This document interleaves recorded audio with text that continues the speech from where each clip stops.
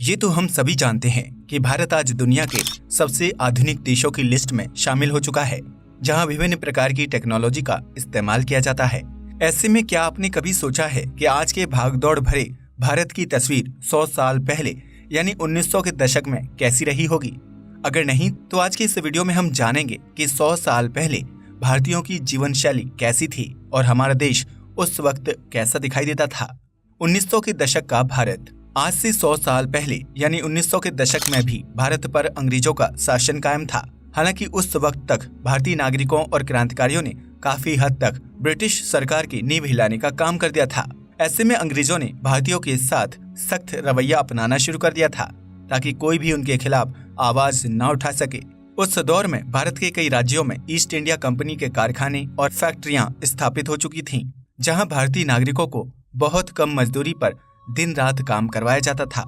इसके अलावा ब्रिटिश सरकार ने आम जनता के साथ साथ भारत के विभिन्न राजाओं से कर वसूलना भी शुरू कर दिया था, जिसकी वजह से उनके पास ढेर सारा भारतीय खजाना इकट्ठा हो गया था। आज से 100 साल पहले भारत में टेक्नोलॉजी इतनी ज्यादा एडवांस नहीं थी, इसलिए लोगों के घरों पर टीवी, रेडियो या मोबाइल फोन जैसी चीजें नहीं हुआ करती थीं।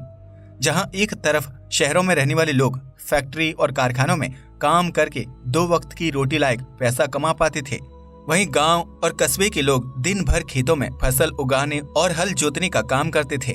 उस दौर में महिलाएं सूती साड़ियां पहना करती थीं, जबकि गांव के पुरुष धोती और कुर्ता पहनते थे।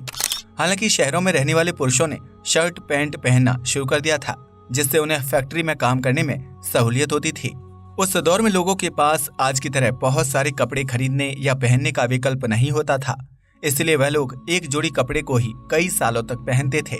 और अगर कपड़ा कहीं से फट जाता था तो उसमें किसी दूसरे कपड़े की कतरन लगाकर उसे सिल लिया जाता था। 1900 के दशक में अखंड भारत की कुल आबादी 26 करोड़ थी, जो आज के मुकाबले काफी कम थी। इसलिए यहाँ की सड़कों पर बहुत भीड़ भाड़ या शोर शराबा नहीं होता था।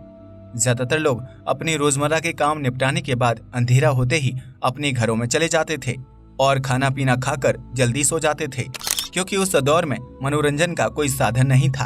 अगर किसी के पास कोई काम नहीं होता था तो वह पेड़ के नीचे चौपाल लगाकर बैठ जाते थे और वहां इकट्ठा हुए लोग आपस में बातचीत करते थे।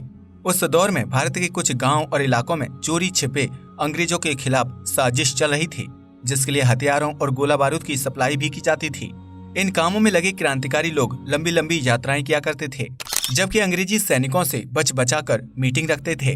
आज से 100 साल पहले भारत में पक्के मकान बहुत ही कम संख्या में होते थे, जिसमें ज्यादातर घर शहरों में थे और वहां ब्रिटिश शासक रहा करते थे। वहीं गांव और कस्बों के मकान मिट्टी, घास फूस और लकड़ी का इस्तेमाल करके बनाए जाते थे, जिनका रख रखाव काफी मुश्किल होता था। उस दौर में जगह जगह पर महंगे सैलून या नाई की दुकान नहीं हुआ करती थी, बल्कि बाजार में नाई सड़क पर बैठकर उस तरह की मदद से बालों की कटिंग किया करते थे। आज से 100 साल पहले भारत में यातायात का कोई सुलभ साधन नहीं हुआ करता था, इसलिए सामान की ढुलाई के लिए घोड़ागाड़ी, बैलगाड़ी और ऊंट इत्यादि का इस्तेमाल किया जाता था। जबकि उस दौर में लोग एक जगह से दूसरी जगह तक सफर करने के लिए साइकिल जैसे 2 पहिया वाहनों का इस्तेमाल करते थे, जबकि गरीब और सामान्य वर्ग के ज्यादातर लोग लंबी पैदल यात्रा किया करते थे। 1900 के दशक में पक्की सड़कें नहीं थीं, इसलिए अगर किसी को जल्दी कहीं पहुंचना होता था तो वो नाव की सवारी किया करता था। लेकिन उस दौर में नाव का किराया बहुत ज्यादा होता था, इसलिए उसमें सफर करने वाले व्यक्ति को अमीर समझा जाता था। 1900 के दशक में नोटों का चलन नहीं था, इसलिए हर किसी के पास सिक्कों के रूप में मुद्रा हुआ करती थी। अगर किसी व्यक्ति के पास 4 से 5 रुपए होते थे तो उसे अमीर समझा जाता था और वह व्यक्ति अपने पैसों को मटके में डालकर जमीन के अंदर गाड़ देता था, क्योंकि उस दौर में बैंक या लॉकर नहीं हुआ करते थे, जिसकी वजह से पैसों और जेवर इत्यादि की चोरी रोकने के लिए उन्हें जमीन में गड्ढा करके दबा दिया जाता था। आज से 100 साल पहले भारत में सामान की खरीदारी के लिए मुद्रा का उपयोग शुरू हो चुका था, जबकि उससे पहले लोग सामान का आदान प्रदान करके अपनी जरूरतों को पूरा किया करते थे। ऐसे में किसानों को फसल बेचने के बदले पैसे मिलते थे, जबकि उस अनाज को खरीदने के लिए सामान्य लोगों को दुकानदार को पैसे चुकाने पड़ते थे। उस दौर में आटा, चावल, तेल और चीनी जैसी चीजें पैसों के बदले मिलती थीं, जबकि अंग्रेजों ने भारत में चाय का चलन भी शुरू कर दिया था। 1900 के दशक में शहरों में रहने वाली अमीर वर्ग की महिलाएं कीमती और महंगी साड़ियां पहना करती थीं, जबकि वह ब्रिटिश शासकों की पार्टी में शामिल होते थे। उस दौर में भारत के कई गांव और कस्बों में बिजली की समस्या थी, जिसकी वजह से लोगों को रात के समय लालटेन की रोशनी में काम करना पड़ता था। आज से 100 साल पहले भारत के लोग खाना पकाने के लिए मिट्टी के चूल्हों का इस्तेमाल किया करते थे, जबकि उनके भोजन में आटा, चावल, दाल, मक्का और बाजरा जैसे अनाज ही शामिल हुआ करते थे। जबकि इसके विपरीत ब्रिटिश शासक और अमीर वर्ग के लोग विभिन्न प्रकार के व्यंजन खाते थे, जबकि उन्हें नॉनवेज डिशेज भी शान से परोसी जाती थीं। 1900 के दशक में भारत का एक बड़ा हिस्सा आस्तिक हुआ करता था और वह सभी भगवान में आस्था रखते थे। इसलिए 30 त्योहारों के दौरान गंगा घाट से लेकर बनारस के विभिन्न घाटों में भारतीयों की भीड़ इकट्ठा हो जाती थी। हालांकि वह भीड़ आज की भीड़ के मुकाबले काफी कम होती थी, जबकि इस दौरान लोग छोटे छोटे मेले और सांप सपेरे का खेल देखा करते थे। आज से 100 साल पहले भारत में आम लोगों के लिए कोई पर्यटन नहीं था, बल्कि अंग्रेज शासक गर्मियों के मौसम में विभिन्न हिल स्टेशनों की तरफ रवाना हो जाते थे। उस दौर में टेलीफोन, मोबाइल फोन या इंटरनेट नहीं होता था, इसलिए चिट्ठी और पत्र के माध्यम से एक दूसरे को संदेश पहुंचाया जाता था। उस चिट्ठी को पहुंचने में कभी कभी 1 महीने का लंबा वक्त लग जाता था, जिसकी वजह से लोग सही समय पर सही जगह नहीं पहुंच पाते थे। 1900 के दशक में अपने सगे संबंधी और परिजनों का हाल पूछने का कोई जरिया नहीं होता था, इसलिए अगर कोई व्यक्ति गांव से निकलने के बाद शहर पहुंचकर चिट्ठी या संदेश नहीं भेजता था तो उस स्थिति में उस व्यक्ति को मरा हुआ मान लिया जाता था। उस दौर में शिक्षा का महत्व इतना ज्यादा नहीं होता था, इसलिए छोटे बच्चे घर और खेतों के काम में अपने माता पिता का हाथ बटाते थे। वहीं शाम के समय वह लोग कुछ देर के लिए अपने दोस्तों के साथ खेल कूद करके घर वापस आ जाते थे, जबकि शहरों में अमीर वर्ग के लोगों के बच्चे ही शिक्षित होते थे और आगे की पढ़ाई करने के लिए विदेश चले जाते थे। आज से 100 साल पहले भारत में स्वास्थ्य सुविधाएं भी बहुत ज्यादा अच्छी नहीं थीं, इसलिए लोगों को महामारी व कुपोषण जैसी दिक्कतों का सामना करना पड़ता था। उस दौर में घर घर तक पीने के पानी या नल आदि की सुविधा नहीं थी, इसलिए महिलाओं और बच्चों को कई किलोमीटर दूर से पैदल चलकर तालाब या नदी से पानी भरकर लाना पड़ता था।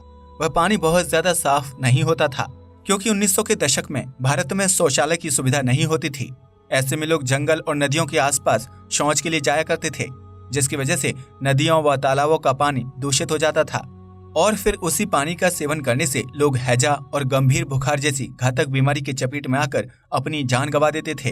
उस दौर में सामाजिक अपराध बहुत ज्यादा नहीं था, लेकिन अगर किसी के पास पैसे या जेवर होते थे तो लोग अपनी जरूरतों को पूरा करने के लिए उनकी चोरी कर लिया करते थे। हालांकि 1900 के दशक में चोरी, डकैती और बलात्कार जैसे अपराध नाम मात्र के ही थे, लेकिन उस वक्त भारत की जनता अंग्रेजों की गुलामी और उनके अत्याचारों से त्रस्त थी। ऐसे में उस दौर के लोगों के बीच ईमानदारी, प्रेम और हमदर्दी की भावना बहुत ज्यादा थी। हालांकि भुखमरी और बीमारी के दौरान वे चाहकर भी अपने साथियों की मदद नहीं कर सकते थे, क्योंकि उनके पास खुद पर्याप्त साधन नहीं हुआ करते थे।